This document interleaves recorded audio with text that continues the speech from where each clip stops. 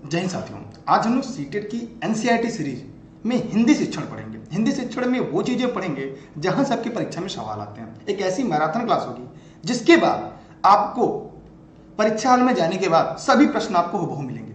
अगर आप ऑनलाइन परीक्षा में देने जा रहे हैं, ऑफलाइन परीक्षा में सम्मिलित होने जा रहे हैं, दोनों मोड में आपकी बेहतर तैयारी हो जाएगी। साथ ही साथ क्लास समाप्त होने के बाद जो सीटेट की प्रैक्टिस सेट है वो ई लर्निंग विद दुर्गेश के ऐप पर मिल जाएगी। इसकी notes E learning with Durgesh के ऐप पर मिल जाएगी और साथ ही साथ आप ऑनलाइन टेस्ट दे सकते हैं। वहां ऑफलाइन मोड में पीडीएफ डाउनलोड कर सकते हैं टेस्ट पेपर का, वही टेस्ट पेपर जैसा कि परीक्षा में आते हैं। तो चलिए आज की सीरीज आपके साथ शुरू करते हैं। आज की जो सीरीज होगी हिंदी शिक्षण की, ये पूरी तरह से एनसीईआरटी सीरीज होगी और खासकर उस टॉपिक पर जहां से आपके परीक्षा में सवाल आता है। अगर आप सीटेट जूनियर, सीटेट प्राइमरी या अन्य किसी भी राज्य टेट दिया है आपने, या केवीएस की तैयारी कर रहे हैं, देशस्वी की तैयारी कर रहे हैं, या शिक्षक भर्ती लिखित परीक्षा की तैयारी कर रहे हैं, यूपी पीआरटी की, इन सभी में हिंदी शिक्षण के जो सवाल आते हैं वो यहां से पूरा कवर हो जाएगा। अगर हम बात करें सीटेट की तो यहां से 15 प्रश्न आपके परीक्षा में पूछे जाते हैं और 15 नंबर में गद्यांश और पद्यांश होता है। इस मैराथन क्लास के बाद आपके 15 में से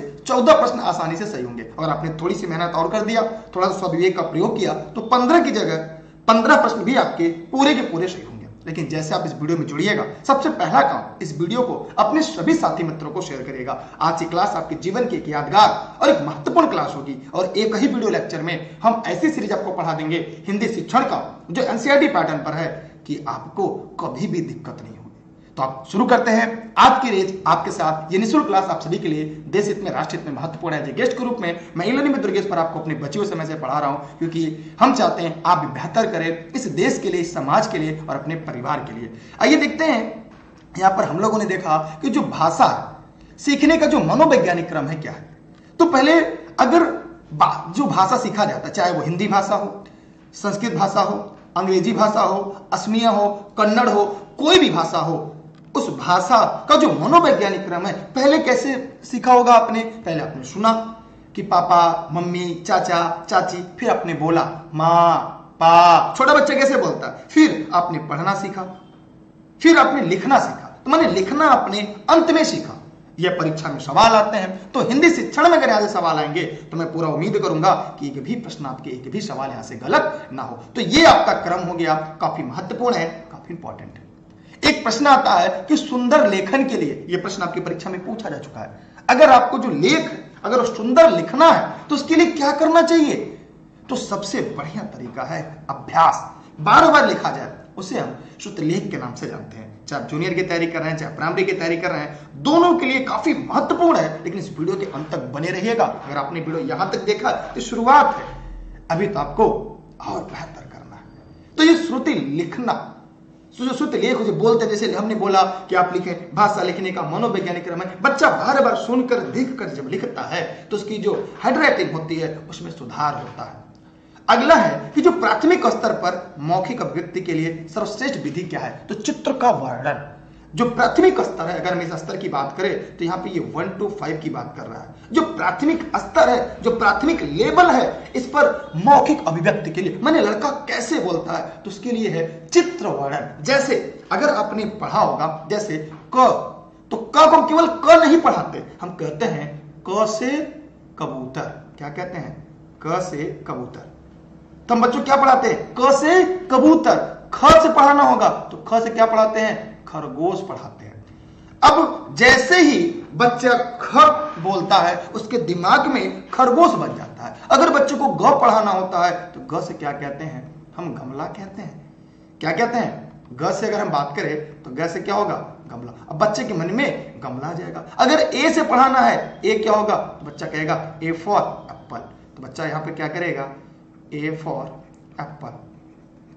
अब बताइए ए फॉर एप्पल तो ए बी सी डी क्यों नहीं पढ़ाई जाती है? क्यों बच्चों को पहले ए फॉर एप्पल पढ़ाया जाता है, बी फॉर बॉल पढ़ाया जाता है? कारण इसका यही है कि जो प्राथमिक स्तर होता है उसमें जो मौखिक अभिव्यक्ति होती है उसका जो सर्वश्रेष्ठ विधि है वो क्या है? चित्र का वर्णन। वो जैसे ही खरगोश देखता है तो उन्होंने कहता है ख से खरगोश, ग से गमला, घ से घड़ी, तो उसके दिमाग में एक चित्र बन जाता है। आज भी जैसे हम कहते हैं खरगोश, आपके दिमाग में चित्र बन जाता है। कबूतर, आपके दिमाग में चित्र बन जाता है। क्या क से कौवा नहीं पढ़ा आपने? तो यह जो है प्राथमिक स्तर पर जो मौखिक अभिव्यक्ति का जो सर्वश्रेष्ठ विधि है, चित्र वर्णन। और याद रहे, जैसे ही किसी भी शब्द का आपने नाम लिया, आपके दिमाग में उसका चित्र बन गया, वो संज्ञा होती है। जैसे ताजमहल, मैंने ताजमहल कहा कि आपके दिमाग में ताजमहल का चित्र बना। हमने स्कूल कहा कि आपके दिमाग में स्कूल का चित्र बना, तो ये संज्ञा है। हम आगे बढ़ते हैं, आगे हम देखेंगे कि प्राथमिक कक्षाओं के लिए उपयुक्त विधि क्या है। तो याद रहे, सबसे उपयुक्त विधि है चित्र का वर्णन करना, और चित्र के वर्णन के साथ साथ भाषा की अगर हम बात करें तो अनुकरण विधि। जबकि अनुकरण जो है, दोहराना, याद करवाना, एनसीईआरटी 2005 मना करता है, ये नकारात्मक है। लेकिन फिर भी अगर हम बात करते हैं कि जो प्राथमिक कक्षा में उपयुक्त विधि में अनुकरण विधि आती, जैसे आपने क से कबूतर कैसे पढ़ा था, क से कबूतर आपने कैसे पढ़ा था, बताइए कैसे पढ़ा था आपने क से कबूतर? तो पहली बार आपने क से कबूतर पढ़ने के लिए आपने सीखा था, बोला था। ये स से शर्मा कहां सीखा आपने? पहली बार भी बताओगे, स से शर्मा, र से रिजवान, स से सौरभ। तो पहली बार आपने उनका नाम पढ़ा, नाम सुना, तब तो आपने सीखा, आप सीखे। आगे चलते हैं, उच्च प्राथमिक कक्षाओं के लिए उपयुक्त शिक्षण विधि क्या होगी? अगर हम बात करें यहां पर आपके लिए, जितने इस वीडियो को देख रहे हैं, कि उच्च प्राथमिक कक्षा अगर हम बात करते हैं तो उसके लिए क्या होगी? प्रबोधन, प्रवचन, विचार विमर्श, निर्देशन, ये सभी उच्च प्राथमिक कक्षाओं के लिए होगा। अर्थात हम कह सकते हैं जूनियर के लिए होगा। समझ में आई बात? सभी लोग यार वीडियो को शेयर कर दीजिए, पैसे नहीं कटेंगे, ठीक है? पैसे नहीं कटने वाले हैं, ठीक। आगे चलते हैं, कविता शिक्षा की सबसे विधि क्या है प्राथमिक स्तर पर? प्राथमिक स्तर जैसे ही कहता है आपके दिमाग में आना चाहिए, क्या आना चाहिए? जैसे हम प्राथमिक स्तर कहते हैं, तुरंत हमारे दिमाग में कक्षा 1 से लेकर 5 तक। किस लिए? कक्षा 1 से लेकर 5 तक, माने कविता शिक्षण के लिए गीत का। अगर पेड़ भी चलते होते कितने मजे हमारे होते, बांटने में उनके रस्सी, इस तरह से आपने पढ़ा होगा। कद्दू जी की चली बारात, हुई बतासों की बरसात। तो गीत करके अभिनय प्रणाली के द्वारा हम क्या कर सकते हैं? कविता शिक्षण किया जा सकता है। सबसे सर्वश्रेष्ठ विधि अगर हो प्राथमिक स्तर पर गीत, माने बच्चों को लयबद्ध पढ़ाते हैं कविता, और बच्चा लय के साथ पढ़ते हैं। पढ़ा आपने? बंदर जी की चली बारात, कद्दू जी की चली बारात, हुई बतासों की बरसात, ठीक है। आगे चलते हैं, व्याकरण शिक्षण सरल एवं सुहाग्र विधि क्या है? तो अगर व्याकरण की देखा जाए सरल, तो कोई भी विधि अगर हम बात करें किसी भी शिक्षण की, तो जो सबसे सरल विधि होती है जिसका इस्तेमाल हम प्राथमिक कक्षाओं के लिए करते हैं, वो आपकी आगमन विधि ही होती है। और ये प्राथमिक कक्षा के लिए सबसे महत्वपूर्ण विधि मानी जाती है, ठीक है। आप लोग वीडियो को शेयर करिए, जितने इस वीडियो को लाइव देख रहे हैं। आगे हम बात करते हैं, क्योंकि यहां से अगर आप सीटेट की बात करें तो 15 नंबर आपके पके पके तैयार होंगे। और आगे हम लोग फिर पढ़ते हैं, कह रहा है कि काव्य की आत्मा क्या है? तो काव्य की आत्मा रस है। ये व्याकरण का प्रश्न है। जो काव्य की आत्मा होती है ये रस होता है। आप जैसे दरवीर चौकड़ी दर दर के मतलब चेतकरण वाला था, तो माने इसमें क्या होता है? कौन सा रस है? वीर रस। तो अगर हम काव्य की आत्मा की बात करें तो रस है। अगर आपने यहां तक वीडियो को पूरा देख लिया है तो मेरा आपसे सवाल है कि रस कितने प्रकार के हैं? आप सभी साथी कमेंट बॉक्स में जाइए और कमेंट करके बताइए कि रस कितने प्रकार के हैं। भट्ट मुनि के आधार पर कितने हैं, ऐसे कितने हैं? सभी साथी कमेंट सेक्शन में जाएंगे। ये वीडियो फेसबुक पे, ये वीडियो यूट्यूब पर, जहां जहां चाहे लर्निंग विद दुर्गेश की तरफ से आपको चल रहा होगा, सभी प्लेटफॉर्म पर जाकर आप इसे पढ़ सकते हैं। यह क्लास निःशुल्क, देश हित में, राष्ट्र हित में आप सभी के लिए महत्वपूर्ण है। भाषा की प्राथमिक रूप क्या है? तो याद रखिएगा, यह प्रश्न आपके परीक्षा में जरूर पूछा जाता है, चाहे आप सीटेट देने जाए, यूपी टेट देने जाए, सुपर टेट देने जाए, केबीएस, डीएसएसबी, सब में पूछा जाता है कि जो भाषा का प्राथमिक रूप होता है वो मातृभाषा होता है, मदर टंग होता है। रट लीजिएगा, 1 नंबर हर साल आपके परीक्षा में जरूर से जरूर पूछा जाता है। अब हम यहां पे बात करते हैं आपके साथ कि भैया प्राथमिक, अगर भाषा का जो प्राथमिक रूप है ये मातृभाषा में, जैसे अगर कोई भी शिक्षा देना है तो हम मातृभाषा के आधार पर इसके साथ हम मानक भाषा पढ़ा सकते हैं, मानक भाषा। लेकिन पहले जो शिक्षण होगी वह आपकी मातृभाषा में ही होगी। क्या आप लोग को समझ में आ रहा है? जितने लोग इस वीडियो को लाइव देख रहे हैं सभी साथी कमेंट सेक्शन में जाइएगा और कमेंट करके बताइएगा, क्योंकि अब की बार एक सीट हमार, आपको मेहनत करना है, हर हाल में सीटेट पार करना है, नौकरी लेनी है, तो पहली धार आपको यह पार करनी है। ठीक है, तो आपने यहां पे देखा कि भाषा का प्राथमिक रूप क्या है। कुछ लोग पढ़ने की जगह डेट के लिए परेशान रहते हैं, सिलेक्शन के लिए पहले फोकस। कोई ये नहीं कहता मेरा कॉन्सेप्ट क्लियर हो गया, मेरा पूरा तैयार है। लोग ये पूछते हैं पेपर कहिए होगा, क्या पेपर होने की कोई तिथि है क्या? अरे पहले पढ़ने में फोकस करिए, वो आएगी तो सबको पता चलेगा। ऐसा तो है नहीं आपका आएगा आपको पता नहीं चलेगा। अगर अभी पता चल जाएगा, ऐसा है नहीं कि आप 150 में 150 अंक लेकर आएंगे। अगर 1 घंटे बाद पता चलेगा तो 149 नंबर आपका हो जाएगा। आगे चलते हैं, तो हमने देखा कि मातृभाषा, जैसे हम सब बोले थे कि यार तू लोग काहे के चक्कर में परेशान है, पहले तैयारी करें, तैयारी अच्छी रहे तो खुद सिलेक्शन हो। परीक्षा आज हो, काल हो, परसों कहियो तो परीक्षा, ऐसा तो होना परीक्षा ना हुई। जब हुई अगर तैयारी बेहतर हो तो नंबर बढ़िया आई, आपका जो प्रदर्शन होगा काफी अच्छा होगा। तो मातृभाषा के साथ साथ हम बच्चों को मानक भाषा भी सिखा सकते हैं। लेकिन अगर ये भी बात है आपके लिए, शायद आप ये बात समझ सकते हैं, तो समझिएगा कि जो भाषा का प्राथमिक रूप होगा वो मातृभाषा होगा, और मातृभाषा के साथ अगर आपको पढ़ाना है तो मानक भाषा का प्रयोग कर सकते, जैसे भी मैं कर रहा हूं। लेकिन अगर प्राथमिक स्तर की बात करें तो सबसे पहले मातृभाषा में ही शिक्षा होनी चाहिए। क्लियर हो इस कॉन्सेप्ट सबकी?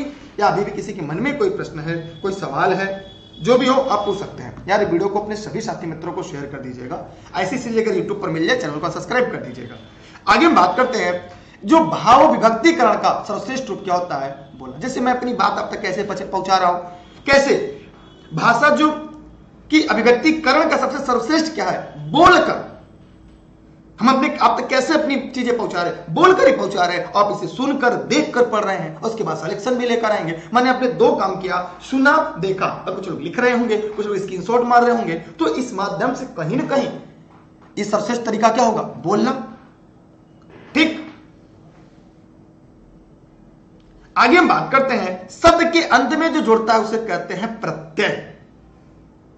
शब्द के अंत में जुड़ता है उसे प्रत्यय कहते हैं। शब्द और शब्द के प्रारंभ में जुड़ने वाले को उपसर्ग कहते हैं। ये भी इंपॉर्टेंट है, ये खासकर आपका जब पैसे जाते हैं उसमें पूछे जाते हैं, व्याकरण में पूछे जाते हैं, तो ये चीज आप याद रखिएगा।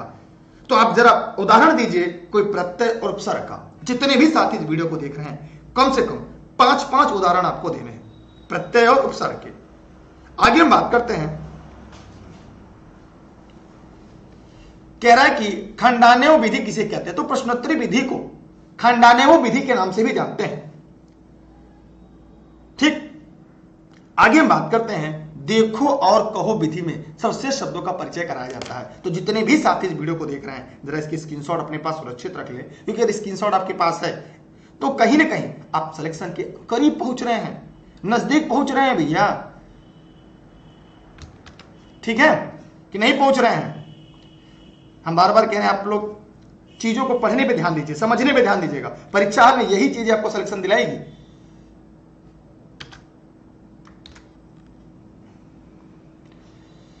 आगे चलते हैं, हम लोग बात करते हैं हिंदी भाषा की लिपि क्या है। देवनागरी, रट लीजिएगा, हिंदी भाषा की जो लिपि है वो देवनागरी है। अब एक सवाल है मेरा कि देवनागरी लिपि किधर से किधर लिखी जाती है। एक प्रश्न आपकी परीक्षा में पूछा जाता है कि देवनागरी लिपि किधर से किधर लिखी जाती है। मैं कुछ लिपियां पूछना चाहूंगा कि अंग्रेजी की लिपि क्या है। मैं सौरभ से पूछना चाहूंगा कि अंग्रेजी की लिपि क्या है, जरा कमेंट बॉक्स में कमेंट करके बताएं। मराठी की लिपि क्या है, पंजाबी की लिपि क्या है। ये परीक्षा वाले सवाल है आपके लिए, क्योंकि अब की बार हर हाल में एक सीट हमार। पंजाबी की लिपि क्या है, गुरुमुखी। सबको समझ में आ रहे हैं ना कॉन्सेप्ट? चलिए आगे देखते हैं। साचर विधि में भाषा की आरंभिक शिक्षा खेल खेल में दी जाती है। जो साचर विधि है भाषा की शुरुआत में खेल खेल में दी जाती है। उर्दू की लिपि क्या है, रिजवान जरा बताएं उर्दू की लिपि क्या है।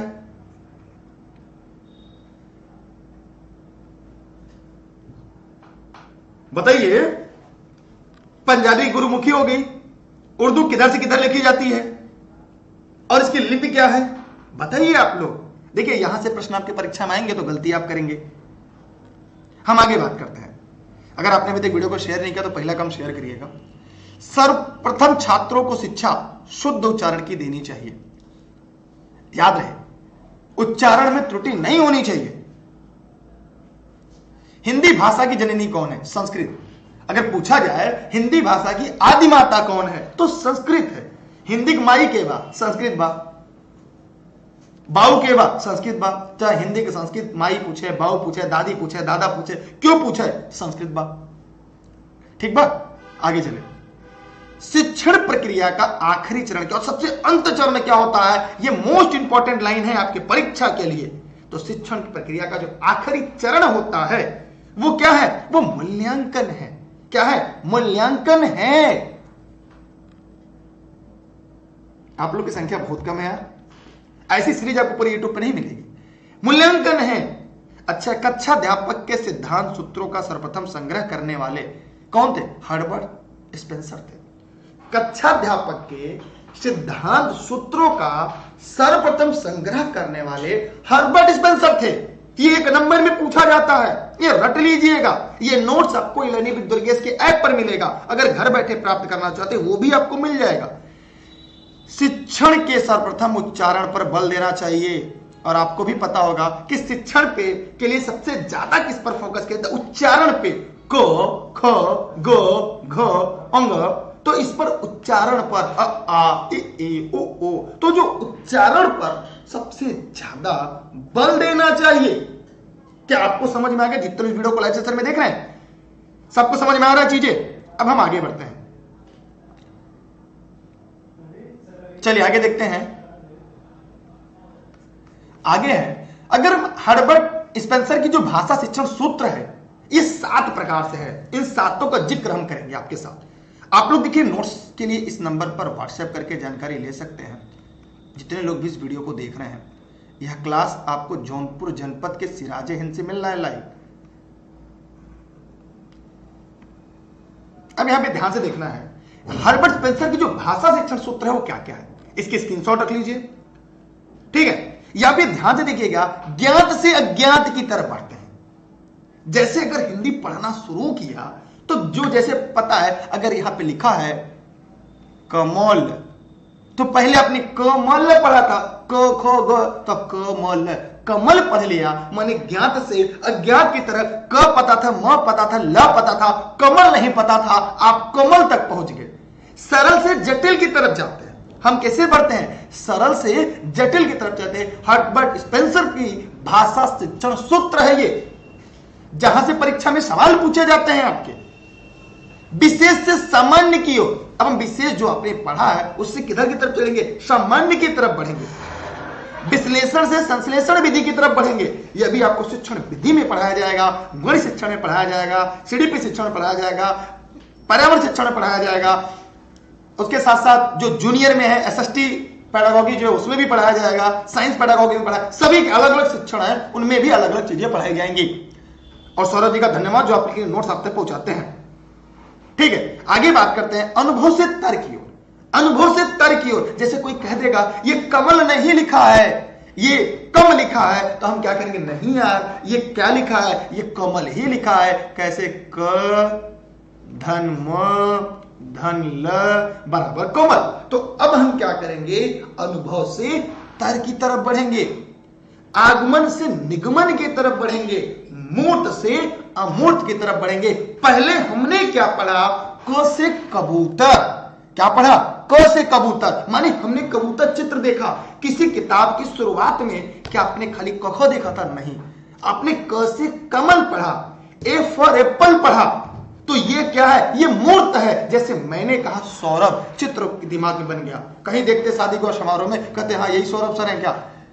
तो कैसे आपके दिमाग में उनका चित्र बना? उन्हें फेसबुक पे देखा, उनके इंस्टाग्राम पे देखा आपने, आपको चित्र उनका बन गया। तो ये मूर्त है। और बाद में किसी से बात होती है, अरे नहीं बहुत अच्छे लड़के हैं, वही नोट्स पहुंचाते हैं, हम लोग तो पहुंचाते हैं, ऐप में मिलता है, गोलू फोन उठा लेते हैं, मुन्ना ऑफलाइन मिल जाते हैं। तो कैसे पता चला? ये हमें मिलता है। ये मूर्त से अमूर्त, यही शिक्षण विधि है। हर्बर्ट स्पेंसर ने कहा था ये। माने जैसे हमने बताया, बचपन में हमने पढ़ा था 3 धन 2 क्या, तो 1 2 3 प्लस 1 2, क्या पढ़ा था, 1 2 3 4 5। आज हम कहते हैं 3 प्लस 2 माने 5। अब हम पूछेंगे 3 में 2 जोड़ेंगे क्या होगा, 5। माने जो गणित शिक्षण होती है, पहले हम मूर्त वस्तु दिखाते हैं, वस्तु हटा लेते हैं, ज्ञान आपके पास शेष बचता है। यही बात हर्बर्ट स्पेंसर ने भी कहा था भाषा शिक्षण सूत्र में, ये मूर्त से अमूर्त की ओर लेकर जाता है। कितने लोगों को समझ में आया जितने इस वीडियो को लाइव देख रहे हैं, बताइए जरा फटाफट कमेंट करिएगा, कमेंट करके जवाब दीजिएगा। ये हर्बर्ट स्पेंसर की भाषा शिक्षण सूत्र है, ये मत कहिएगा ये आगमन विधि का है, निगमन का है, कि संश्लेषण विधि विश्लेषण विधि है। अगर मुझे लग रहा है मैं आपको अच्छा पढ़ा रहा हूं, चीजों को अच्छा समझा रहा हूं, तो वीडियो को ज्यादा से ज्यादा लोगों तक शेयर करिएगा। मुझे इसके पैसे नहीं मिलेंगे ना आपको भी मिलेंगे, लेकिन किसी की मदद करिएगा, यकीन मानिए ऊपर वाला आपकी मदद परीक्षा में जरूर करिएगा। ठीक है, अब हम और आगे चलते हैं। ये 7 तो समझ में आ गए, परीक्षा में बस यही पूछा जाता है हर्बर्ट स्पेंसर की भाषा शिक्षण में कितने सूत्र हैं, तो याद रखिएगा कितने सूत्र हैं, तो 7 सूत्र हैं। कितने सूत्र हैं, 7 सूत्र हैं। ठीक है, ठीक, हम आगे बात करेंगे आगमन क्या है, निगमन क्या है, विश्लेषण क्या है, संश्लेषण क्या है, ये आगे की बात है। ठीक है, ह्यूरिस्टिक विधि क्या है, पहले भी तो अपने हिंदी शिक्षण की तरफ तो बढ़ लें। आइए ध्यान से देखते हैं कि यहां पे टॉपिक है कि मातृभाषा शिक्षण के उद्देश्य और मूल्यांकन। मातृभाषा शिक्षण का उद्देश्य क्या है, जैसे मान लीजिए आप कल को सरकारी शिक्षक या अध्यापक या अध्यापिका बन गए। मान लीजिए जैसे ध्यान से देखिएगा, सौरभ सर यहां पर एक शिक्षक बन गए, सरकारी शिक्षक बन गए। अब इनकी ड्यूटी कर्नाटक में लग गई। कहां पे, ये मान लीजिए नवोदय विद्यालय हुआ या इनका केवीएस में हो गया, ये कर्नाटक में चले गए।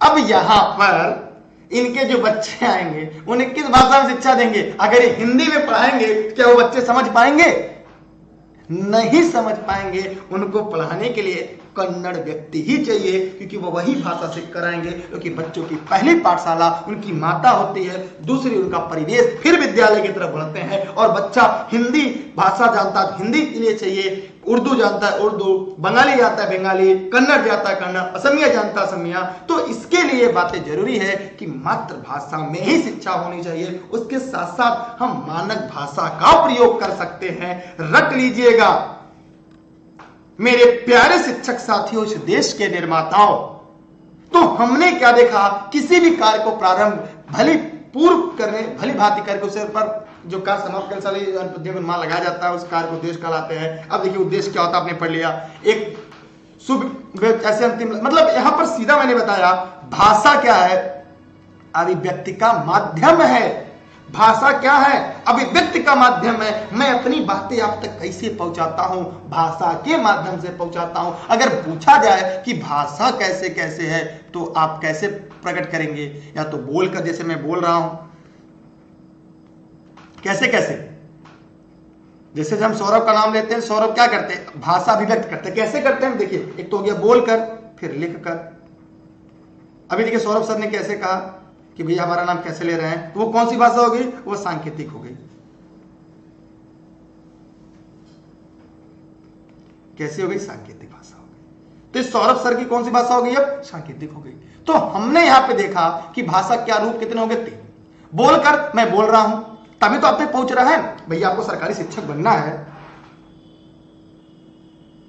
ठीक है, तो कैसे पहुंचा, तो मैंने बोला आप तक पहुंचा। तो भाषा मैंने बोलकर, लिखकर। सौरभ सर ने कहा तो हमारा नाम क्यों ले रहे हैं भैया, हम तो बस नोट्स बनाकर आप तक पहुंचाते हैं ना। ठीक है, तो ये कौन सा माध्यम हुआ, ये सांकेतिक माध्यम हो गया। माने भाषा 3 तरह से आप तक पहुंचाई जा सकती है, तीनों हमने बता दिया। ठीक, आगे बात करते हैं हिंदी शिक्षण के सामान्य उद्देश्य। हिंदी शिक्षण के ये सामान्य उद्देश्य क्या है, आइए उन पर भी हम लोग चर्चा कर लेते हैं। जैसे हिंदी शिक्षण के सामान्य उद्देश्य क्या है, पहला ज्ञानात्मक उद्देश्य। ज्ञानात्मक उद्देश्य, इसकी पीडीएफ नोट्स आपको ई लर्निंग विद दुर्गेश के ऐप पर मिल जाएगी।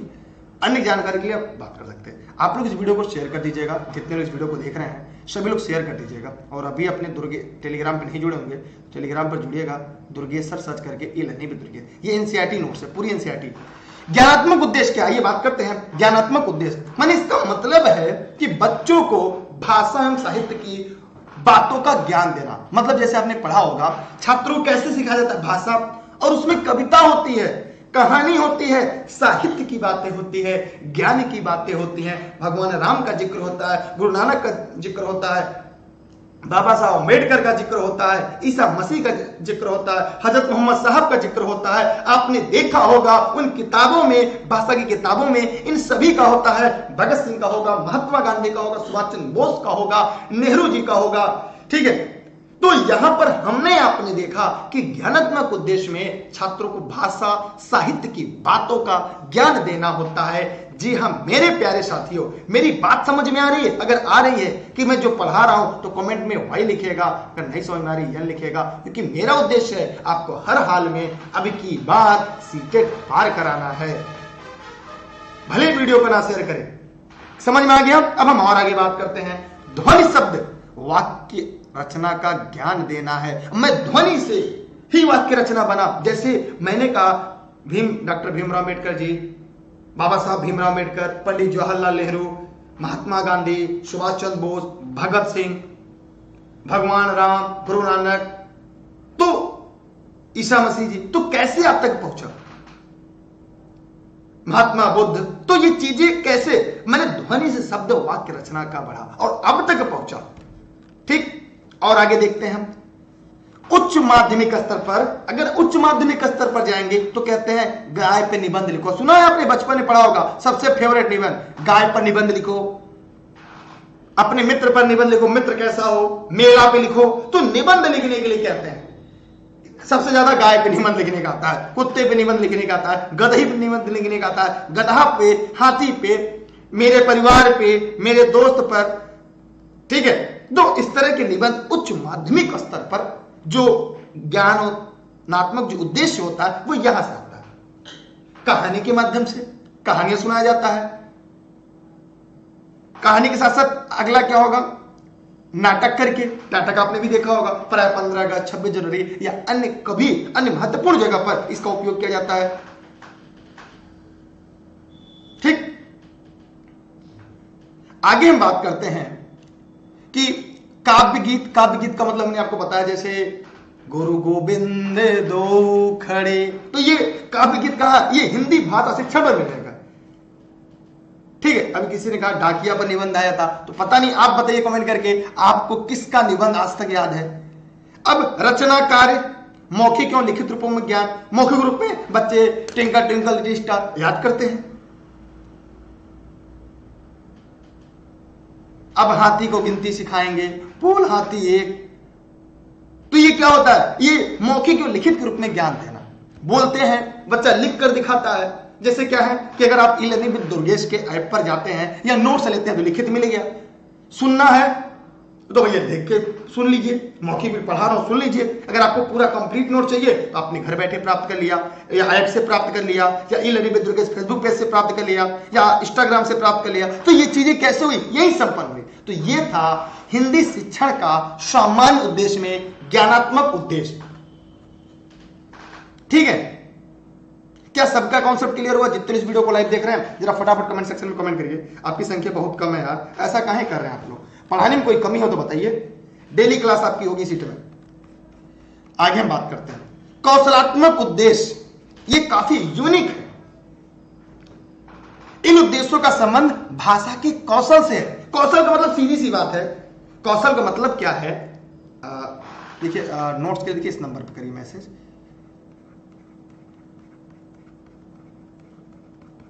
और या तो इस पर करिए,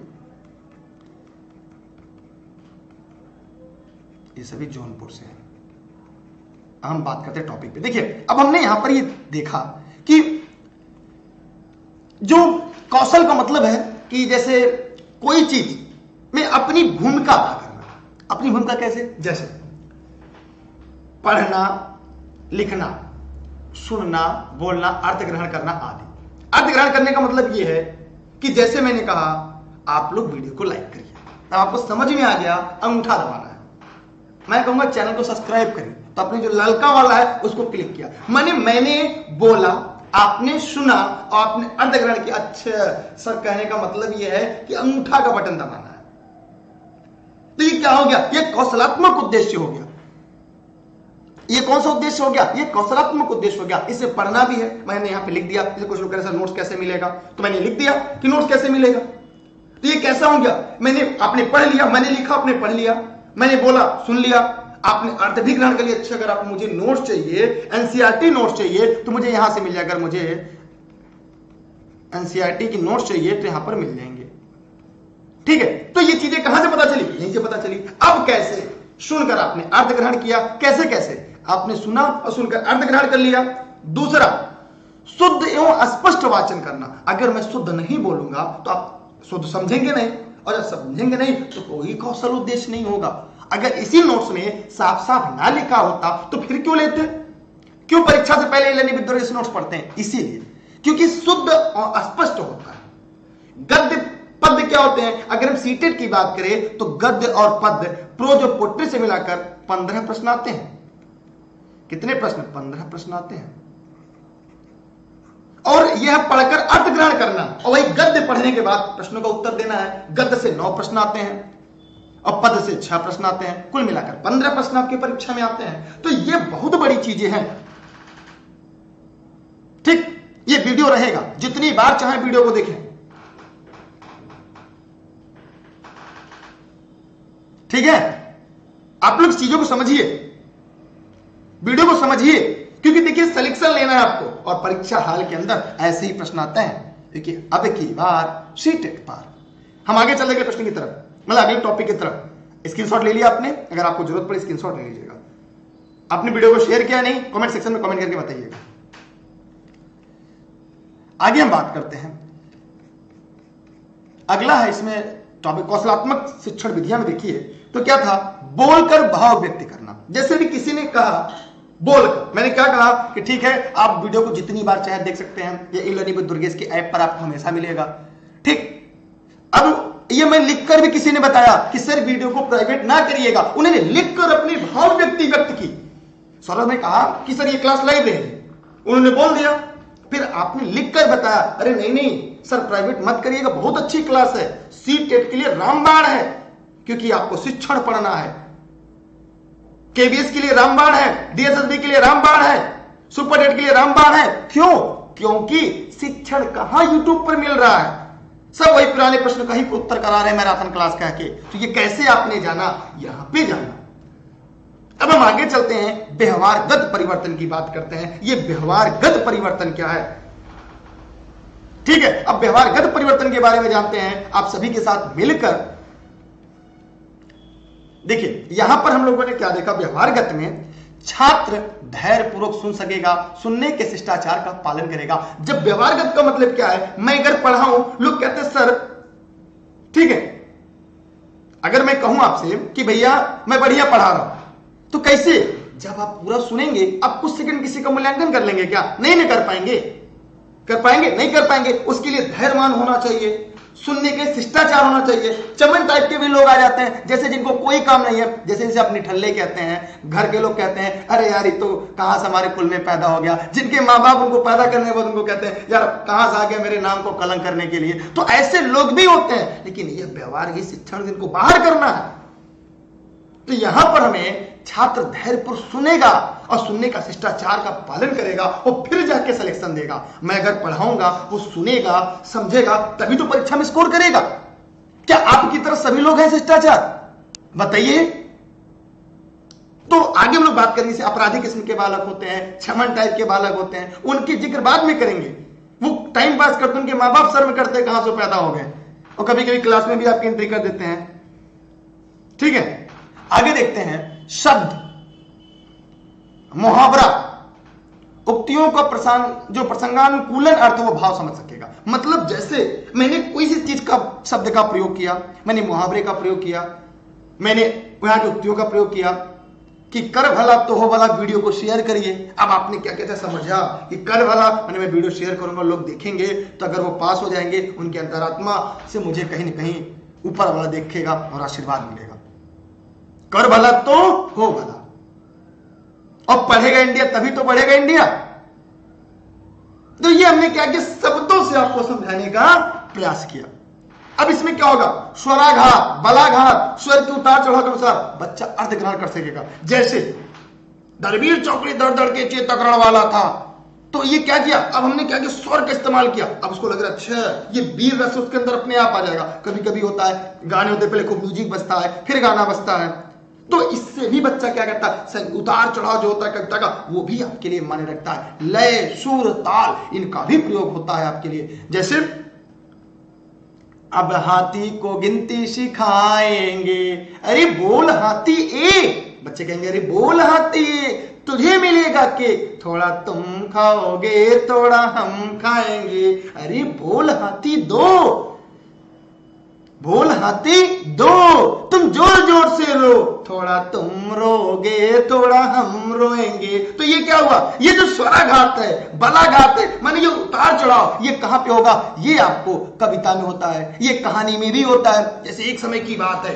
एक राजा जंगल में शिकार करने के लिए अपने सैनिकों के साथ जाता है। अचानक उसे प्यास लगती है, दूर जंगल में निकल जाता है, धीरे धीरे घर अंधेरा छाने लगता है और धीरे धीरे उसके सैनिक पानी की तरह से बिछड़ जाते हैं। राजा अकेला घोड़े से जा रहा था, अचानक शेर के गड़गड़ाहट की आवाज सुनाई देती है। राजा डर सा जाता है, अचानक तेज सी बिजली कड़कती है, बारिश होने लगता है, राजा भयभीत हो जाता है। अचानक उसकी आंख के सामने एक बड़ा सा जानवर दिखता है, उसकी आंखें लाल लाल, मूंछें बड़ी बड़ी। तो बच्चा क्या होगा, इसमें उतार चढ़ाव आएगा, स्वराघात होगा, तो बच्चा क्या करेगा, ध्यान सुनेगा और उस कहानी में अपने आप को महसूस करेगा।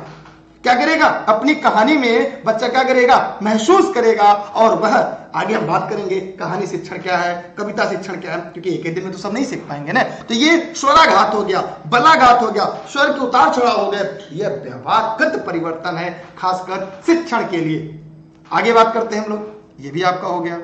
महत्वपूर्ण विचारों, जैसे महत्वपूर्ण विचारों, रेस के घोड़े रेस में अच्छे लगते हैं, खेत में नहीं, ये हमने बताया, कलाम जी ने बताया। सपने वे नहीं पूरे होते जो आदमी सोने के बाद दिखता है, सपने वो पूरे होते हैं जिसके लिए व्यक्ति सोना छोड़ दे। तो ये विचार, भाव, तथ्य, ये इसका भी क्या कर सकेगा, बच्चा चयन कर सकेगा, अभिव्यक्त के ढंग को समझ सकेगा। अभिव्यक्त मतलब मैं अपनी बातें आप तक पहुंचाऊं, आप अपनी बातें आयोग तक पहुंचाएं परीक्षा के माध्यम से, और वह हो गया आपका अभिव्यक्ति। सीधी सी बात है, मैं बोल रहा हूं, आप सुन रहे हैं, यही अभिव्यक्ति हो गया। ये क्या है, यही अभिव्यक्ति है आपकी। सबको समझ में आ रहा है जितने इस वीडियो को लाइव देख रहे हैं? अगर किसी के मन में कोई डाउट हो तो पूछे, वीडियो को शेयर करिए भैया, कितनी बार कहें। अगर पढ़ाने में कोई कमी हो तो बताइए, क्योंकि रेस के घोड़े रेस में अच्छे लगते, खेत में नहीं। आगे हम बात करते हैं आपके सामने, देखिए फिर कह रहा है कि भावों, विचारों, तथ्यों का मूल्यांकन कर सकेगा। जैसे अगर बच्चा पढ़ेगा, सीखेगा, समझेगा, तभी तो भाव, विचार, तथ्य का मूल्यांकन कर सकेगा। कि बिना पढ़े कर पाएगा, करेगा तभी तो। अगली हेडिंग आपके पास है तीसरी, रसात्मक एवं समीक्षात्मक उद्देश्य। इन उद्देश्यों में दो उद्देश्य आते, एक साहित्य का रसास्वादन और साहित्य की समान समालोचना। इन उद्देश्यों के संबंध उच्चतर माध्यमिक कक्षाओं में होते हैं, इनका जिक्र प्राथमिक कक्षाओं में नहीं है। क्या यहां तक समझ में आ गया आपको? अगर आ गया हो तो हम थोड़ा सा पानी पी ले और आप लोग वीडियो को शेयर कर ले। थोड़ा हम पानी पिए, थोड़ा आप पानी पिए।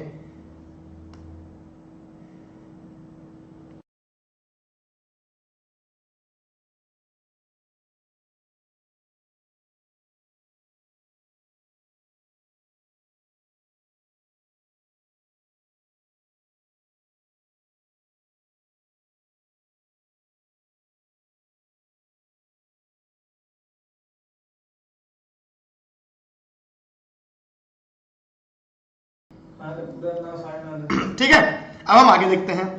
अब है सृजनात्मक उद्देश्य। सृजनात्मक उद्देश्य के बारे में क्या है, आइए ध्यान से देखते हैं। सभी लोग ध्यान से देखिएगा। माने सृजनात्मकता का उद्देश्य क्या है, माने आपको उस योग्य बनाना जो आपके माता पिता चाहते हैं, आपके अंदर वो भाव उत्पन्न कर देना ताकि आप परीक्षा हाल में सिलेक्शन लेकर आए। और यही आपका सृजनात्मकता उद्देश्य होता है। यही मेरा उद्देश्य है, यही आपके माँ बाप का उद्देश्य है, यही आपके अभिभावक का उद्देश्य है, यही आपके सहपाठी का उद्देश्य है। माने सृजनात्मकता का उद्देश्य का मतलब है छात्रों को साहित्य सृजन की प्रेरणा देना, उन्हें रचना में मौलिकता लाने की योग्यता का विकास करने के लिए प्रेरित करना। इस काम करने के लिए निबंध, कहानी, संवाद, पत्र, उपन्यास, कविता, किसी को भी माध्यम बना सकते हैं। माने बच्चे को सृजनात्मक बनाना है, उन्हें उनके अंदर के कौशल को जगाना है, उन्हें बताना है कि आप कर सकते हैं और आप भी कर सकते हैं। भले आप शिक्षक हैं, शिक्षक बनने जा रहे हैं, लेकिन आप भी कर सकते हैं। अब हम और आगे चलते हैं, आगे चलते हैं हम लोग। आपकी संख्या इतनी कम होती जा रही है, आप वीडियो को शेयर करिए, लोगों तक पहुंचाइए। अब आते हैं व्यवहारगत परिवर्तन। अगर व्यवहारगत परिवर्तन की बात करें, छात्र विषय उसके अंतर्गत भावों, विचारों के लिए उपयुक्त साहित्य की विधा का चयन कर सकेगा। वह स्वानुभूत भाव, विचारों अभिव्यक्ति कर सकेगा। वह ग्रहित स्वानुभूत भाव, विचारों के अपने ढंग से अभिव्यक्त कर सकेगा। वह विषय प्रसंग के अनुकूल भाषा और शैली का उपयोग कर सकेगा। कि काफी ये व्यवहारगत परिवर्तन है, इसका जिक्र हमने ऊपर भी कर दिया था। अगर आपने उस तथ्य को पढ़ा होगा, उस तथ्य को समझा होगा, तो यहाँ पे कॉन्सेप्ट आपके क्लियर हो जाएंगे, यहाँ पे कॉन्सेप्ट आपके अपने आप क्रमवार रूप से समझ में आ जाएंगे। अब हम बढ़ते हैं इसके एक और वीडियो लेक्चर की तरफ, एक और सीरीज की तरफ। ठीक है, किसी के मन में कोई प्रश्न, कोई सवाल तो नहीं है ना?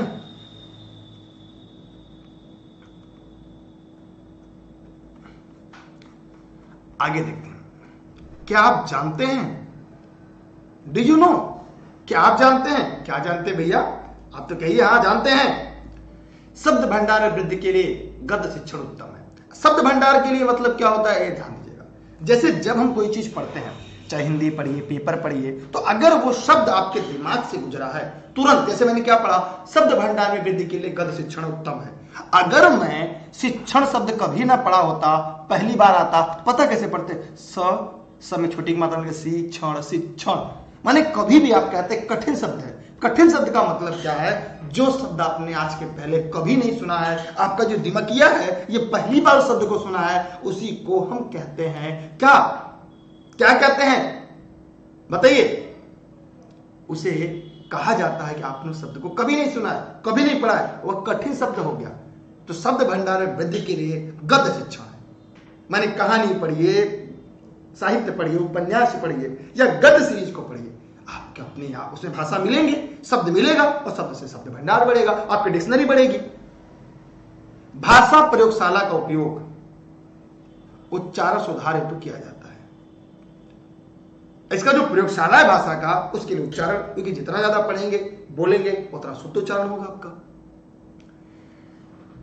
प्राथमिक कक्षाओं में रचना शिक्षण की खेल विधि का विकास किसने किया था? हेनरी कॉल्डवेल कुक ने किया था। रट लीजिए मेरे प्यारे शिक्षक साथियों, इस देश के निर्माताओं, प्राथमिक कक्षा में रचना शिक्षण की खेल विधि का विकास हेनरी कॉल्डवेल कुक ने किया था।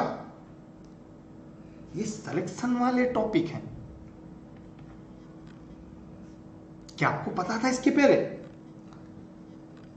प्राथमिक कक्षाओं के लिए रचना शिक्षण की प्रमुख विधि है उद्बोधन विधि। ये रट लीजिए। नाट्य पद्धति, व्याख्या पद्धति, अभिनय पद्धति आदि नाटक शिक्षण के लिए प्रमुख शिक्षण विधियां हैं। द्रुत पाठ के लिए उपन्यास, जीवनी तथा कहानी शिक्षण का उपयोग माना जाता है। अब आगे बात करते हैं। अभिव्यक्त्यात्मक उद्देश्य, ये क्या होता है? इस उद्देश्य का मतलब है कि बच्चों में उपयुक्त दृष्टिकोण एवं अभिव्यक्ति का विकास किया जाए। मतलब बच्चों को भाषा के प्रति रुचि, साहित्य में रुचि, इनका विकास किया जाए, तभी तो बच्चा भाषा शिक्षण में उपयुक्त हो पाएगा, अपनी बात आप तक रख पाएगा। आप अपनी बात मुझ तक रख पाएंगे कब? जब आपकी रुचि इसमें बढ़ेगी। समझ में आया आप लोगों की नहीं अभी? अब हम आगे बात करते हैं। अब हम आगे कह रहा है कि प्रवृत्तियों का विकास करने का अर्थ है कि छात्रों में आस्था, किसी लड़की का नाम नहीं है, अपने भाषा के प्रति आस्था, श्रद्धा, साहित्य प्रेम, देश प्रेम, मानव प्रेम, सहृदय संवेदनशील का विकास।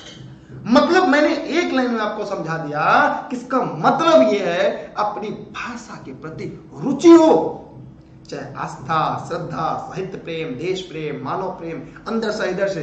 कुछ लोग लिखते हैं ना गाना, शायरी, कविता, बेवफाई वाला सॉन्ग, बेवफाई वाले शायरी, दोस्ती वाले, मोटिवेशन वाले, तो ये सब आपके रुचि को दर्शाता है। संवेदनशीलता का विकास करना, संवेदनशीलता का विकास करना। तो यहां पर आपको समझ में आ रही, तो इस वीडियो को लाइक सेशन में देख रहे हैं। इस सभी के लिए अब हम पढ़ेंगे गद्य शिक्षण। अब हम लोग क्या पढ़ने जा रहे हैं? गद्य शिक्षण। आइए गद्य शिक्षण में देखते हैं क्या क्या चीजें हैं हमारे लिए, आपके लिए। गद्य शब्द संस्कृत भाषा की गद धातु से बना है, जिसका मतलब होता है स्पष्ट कहना। और आपकी परीक्षा में 9 अंक के आते हैं। अगर अंग्रेजी है तो प्रोज, हिंदी में गद्य, संस्कृत में गद्य, ये 9 अंक के आते हैं। और इसके लिए केवल प्रैक्टिस करना है। और ई लर्निंग विद दुर्गेश के ऐप पर जाएंगे, ऑनलाइन प्रैक्टिस उपलब्ध है, ऑफलाइन टेस्ट सीरीज उपलब्ध है, ऑनलाइन टेस्ट सीरीज उपलब्ध है। अब वहां पे गद्य भी है, पद्य भी है, वो सभी चीजें हैं जहां से आपकी परीक्षा में आपको सिलेक्शन मिलना है। आइए देखते हैं। गद्य शब्द संस्कृत भाषा की गद्य धातु से बना है, जिसका अर्थ है स्पष्ट कहना। साहित्य दर्पण के अनुसार वृत्त बंधहीन रचना ही गद्य है। वो किसी की जीवनी का हिस्सा हो सकता है, किसी कहानी का हिस्सा हो सकता है, किसी यात्रा वृत्तांत का हिस्सा हो सकता है, किसी की बायोग्राफी का हिस्सा हो सकता है। तो ये वृत्त बंधहीन रचना जो होती है वो गद्य कहलाती है। जी हां मेरे प्यारे साथियों, इस देश का निर्माता हूं। अब आगे हम देखते हैं कि गद्य शिक्षण विधि क्या है। क्या आपको भी पता है गद्य शिक्षण विधि क्या है? बताइए। देखिए, हाँ, सीटेट के ऑनलाइन टेस्ट, केबीएस के online test e learning with Durgesh के ऐप पर है। ऑनलाइन टेस्ट आप जाके दे सकते हैं, ऑनलाइन टेस्ट। और आप ऑनलाइन टेस्ट भी ऑफलाइन भी डाउनलोड कर सकते हैं, ऑनलाइन भी डाउनलोड कर सकते हैं। प्रस्तावना, गद्य शिक्षण को प्रारंभ करने का प्रथम सोपान प्रस्तावना होता है। क्या होता है? प्रस्तावना होता है। प्रस्तावना को वार्तालाप से प्रारंभ किया जा सकता है। जो प्रस्तावना को वार्तालाप से प्रारंभ किया जा सकता है, जैसे कोई प्रस्तावना कैसे, हम आपके वार्तालाप से ही ना। अब इसे कह दिया सीटेट का प्रैक्टिस सेट उपलब्ध है ऑनलाइन। हाँ ऑनलाइन है। कहां है? ई लर्निंग विद दुर्गेश के ऐप पर है। तो ये कैसे पता चला आपको? आपने बात किया, आपने वार्तालाप किया, आपने पूछा। अच्छा जूनियर भी है? हाँ जूनियर भी है। एसएसटी भी है? एसएसटी भी है। साइंस मैथ भी है? साइंस मैथ भी है। केबीएस है? वो भी है। सुपर जेट का भी है? वो भी है। तो ऑफलाइन भी है। अगर मुझे बुकलेट डाउनलोड करना होगा, हाँ बुकलेट भी है। तो ये कहां से पता चला? आपने वार्तालाप किया। तो प्रस्तावना का जो प्रारंभ होता है वो भी वार्तालाप से किया जाता है। कोई कहानी संक्षेप में सुनाई जा सकती है, पाठ के उद्देश्य से छात्रों को परिचित कराया जा सकता है। जैसे हमने बताया ऑनलाइन टेस्ट है। अब आप जाके टेस्ट देखिए, अरे हाँ ये तो पूरा एनसीईआरटी पैटर्न पर है, इतना बढ़िया, अभी तो कहीं नहीं है, ई लर्निंग विद दुर्गेश के ऐप पर है। तो ये पूरी जो रचना थी वो एक लाइन में समाहित हो गई आपकी। क्लियर हो सबका? किसी के मन में कोई प्रश्न, कोई डाउट हो तो पूछ सकता है। अब हम आगे चलते हैं।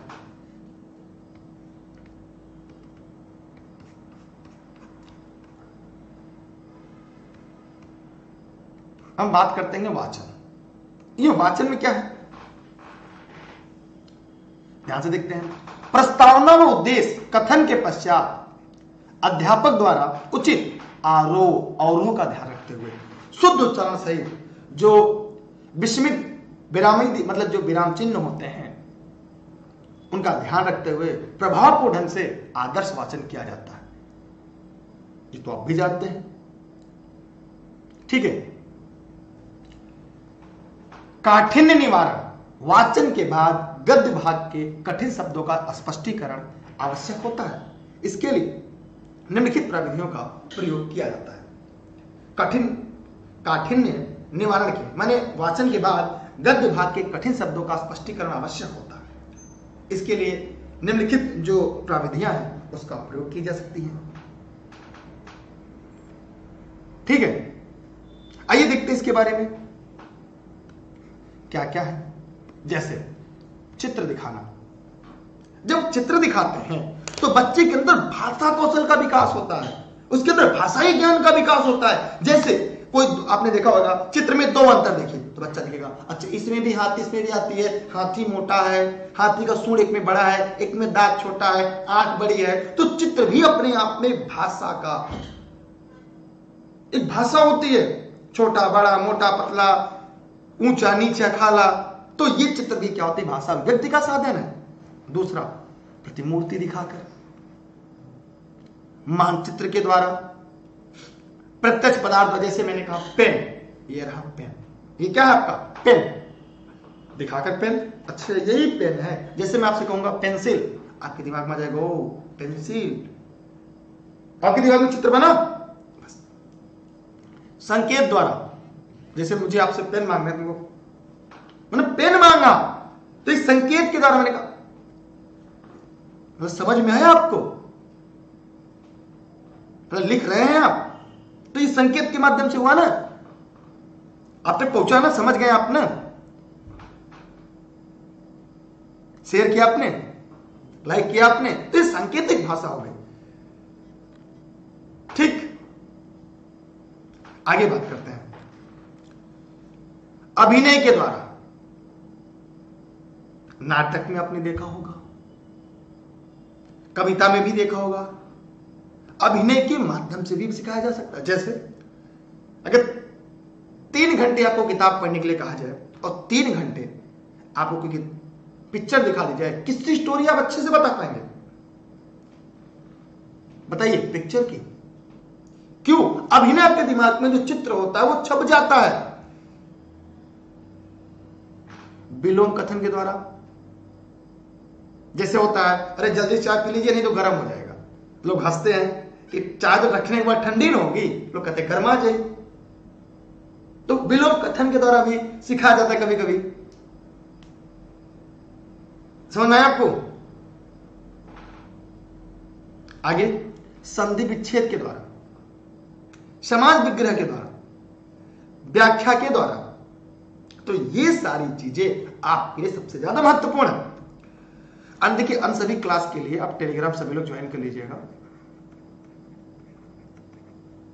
ठीक है, और सभी प्रैक्टिस वगैरह सबको उपलब्ध है। ठीक, आगे चलते हैं।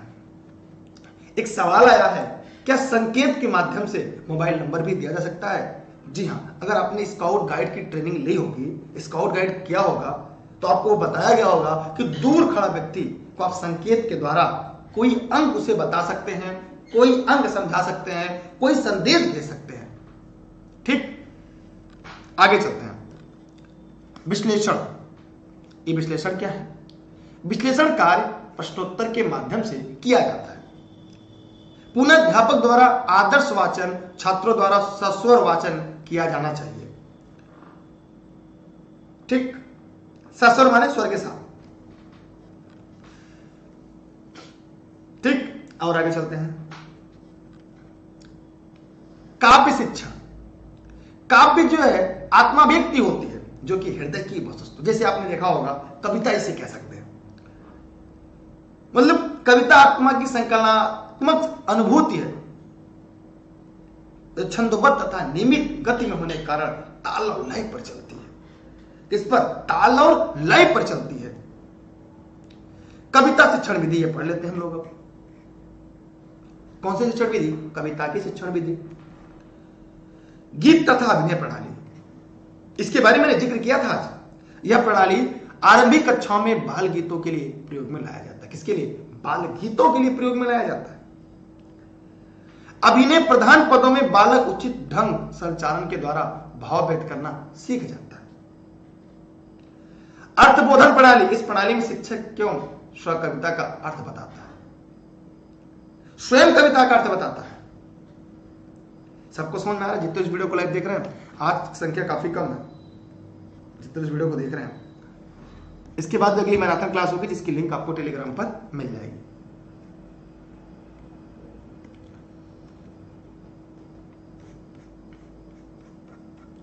अगला है व्याख्या विधि। अगला क्या है? व्याख्या विधि। माने इस प्रणाली में अध्यापक एक पद लेकर उसका अर्थ करता है। कवि का दार्शनिक मत, प्रवृत्ति, रचना, शैली, परिस्थिति, कविता की भाषा, अलंकार, हाव भाव, रस व्याख्या करके पद का स्पष्ट करता है। इसका प्रयोग प्रायः क्या होता है? माध्यमिक, उच्च कक्षाओं में होता है। कहाँ? माध्यमिक कक्षा में होता है, उच्च कक्षा में होता है। कौन? व्याख्या विधि। ठीक। खंडनाभ्य प्रणाली, इसका प्रश्नोत्तर प्रणाली कहते हैं। इसे किस नाम से जानते हैं? इसे हम प्रश्नोत्तर प्रणाली भी कहते हैं। इस प्रणाली का प्रयोग केवल वर्णनात्मक ऐतिहासिक पदों को पढ़ाने में किया जाता है। व्यास प्रणाली, यह उच्च श्रेणी की भाव प्रधान कविता को पढ़ने के लिए इसका प्रयोग किया जाता है। भावात्मक कविताओं में इस प्रणाली का प्रयोग सर्वोत्तम होता है। देखिए, सब परीक्षा में पूछे जाते हैं लाइन टू लाइन, और आपको लाइन टू लाइन आपको बताते रहना है। तुलनात्मक प्रणाली, इस प्रणाली में समभाषा कवि भिन्न भाषा कवि की तुलना हाव भाव तुलना द्वारा साम्य और असाम्य दोनों का विवेचन किया जाता है। इससे विद्यार्थियों में विवेचन तथा तर्क शक्ति का विकास होता है। ठीक।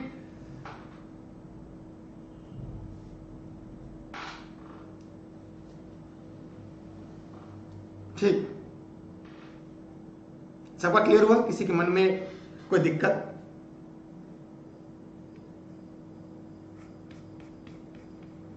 अगला है समीक्षा प्रणाली। इस प्रणाली में अध्यापक प्रश्नोत्तर विधि का प्रयोग कर अन्य सहायक पुस्तकों की सहायता से विद्यार्थियों को कवि की रचना, कविता की समीक्षा करने को कहता है। यह प्रणाली उच्च कक्षा में उपयोगी होती है। कहानी शिक्षा, हिंदी साहित्य का सबसे अधिक मनोरंजन अंग अगर कोई है तो वो कहानी है। कौन सा होगा? कहानी है, कविता भी है।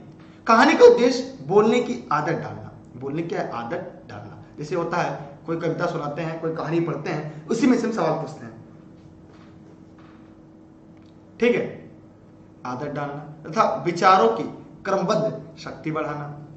कहानी पाठ के संभाव्य पाठ रूप, मौखिक कहानी, रचना पाठ, गहन अध्ययनिष्ठ पाठ, संवादात्मक पाठ। तो ये कहानी के जो पाठ, संभाव्य पाठ रूप है, कवि के परीक्षा में पूछता है कि कौन कौन से हैं, तो आप बता सकते हैं आसानी से। ठीक है। अभी किसी के मन में कोई प्रश्न हो, कोई डाउट हो तो पूछ सकता है। ठीक है।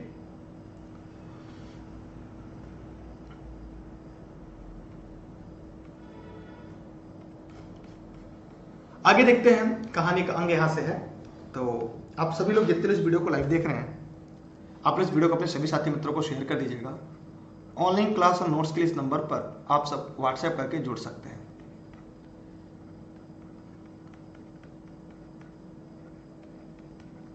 ये सभी क्लासेज आपके जौनपुर जनपद के सिराजे हिंद से चलती हैं, जहाँ पे मैं भी एज ए गेस्ट के रूप में आपको ये क्लासेज दे रहा हूँ। आप सभी लोग टेलीग्राम पर जुड़े रहिएगा, दुर्गेश सर सर्च करके।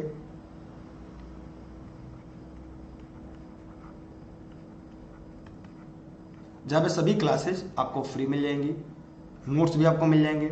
और अगर अभी तक आपने वीडियो को शेयर नहीं किया है तो अपने सभी साथी मित्रों को शेयर कर दीजिएगा। और प्रैक्टिस सेट की जो सीरीज है, test paper, model paper, online अगर आपको टेस्ट देना है, जैसे परीक्षा में आपके सीटेट का होगा, तो ई लर्निंग विद दुर्गेश के ऐप पर है मॉडल टेस्ट पेपर। केवीएस का है, डीएसएसबी के है, सीटेट के है। जो आपके लिए जरूरत है जा कर सकते हैं। जो अभी एक दो ओपन नहीं हो रहे हैं, कुछ घंटे बाद वो भी ओपन होना शुरू हो जाएंगे। इस सीरीज को कल आगे पढ़ेंगे, तो आप ध्यान दीजिएगा। इसके बाद ही मेरे लोग को आगे पढ़ना है। अगली क्लास आपको टेलीग्राम पर लिंक मिल जाएगा, आप लोग वहां जुड़िएगा, पढ़िएगा। तो कल से कितने लोग इस वीडियो सेशन में लाइव रहेंगे, कमेंट बॉक्स में कमेंट करके बढ़ेंगे। एक सवाल आ रहा है, इन्हीं के साथ क्वेश्चन कराते चलिए। जी नहीं, ये 3 दिन में समाप्त हो जाएगा, फिर हम लोग प्रश्नोत्तर ही पढ़ेंगे। ये 3 दिन में इसकी सीरीज समाप्त हो जाएगी। ठीक है, क्लियर हुआ आप लोग को ना? एक बार आप लोग पढ़ लीजिएगा। ऐप डाउनलोड करिएगा ई लर्निंग विद दुर्गेश का, जहां पे प्रैक्टिस सेट मिल जाएगा। और अगर आपकी तैयारी अभी तक नहीं हो पाई है तो ई लर्निंग विद दुर्गेश से सीटेट के नोट्स प्राप्त कर सकते हैं। ठीक है, आप सभी का बहुत बहुत धन्यवाद। वीडियो को शेयर करिएगा, अपने सभी साथी मित्रों तक पहुंचाइएगा। बेस्ट ऑफ लक, जय हिंद जय भारत। आज के लिए इतना ही। कल हम लोग को यही पढ़ना जो आज आपके सामने दिख रहा है, तो स्क्रीनशॉट अपने पास रखे रहिएगा, शायद आपके काम आ जाए। ठीक है, थैंक यू आप सभी का। आप वीडियो को शेयर जरूर करिएगा, अपने साथी मित्रों तक पहुंचा दीजिएगा। इसकी डिस्क्रिप्शन लिंक में उपलब्ध हो जाएगी। अपने सभी साथी मित्रों को बताइएगा। बहुत बहुत धन्यवाद आपका। बेस्ट ऑफ लक, जय हिंद। शेयर कर दीजिएगा सभी लोग। चलते हैं, कल की क्लास में कितने लोग लाइव रहेंगे? सभी लोग। चलिए, थैंक यू आप सभी का। इसकी अगली क्लास की लिंक टेलीग्राम पर आपको मिल जाएगी कुछ देर के बाद।